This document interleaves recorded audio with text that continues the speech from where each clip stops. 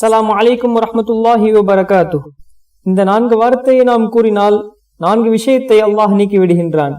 நபி ஸல்லல்லாஹு அலைஹி வஸல்லம் அவர்கள் ஆயிஷா ரலியல்லாஹு அன்ஹா அவர்களிடம் கேட்கிறார்கள், அலா உஅல்லிமுகி கலிமாத்தின், உனக்கு நான் சில வார்த்தைகளை கற்றுத்தரட்டுமா என்று கேட்டார்கள்.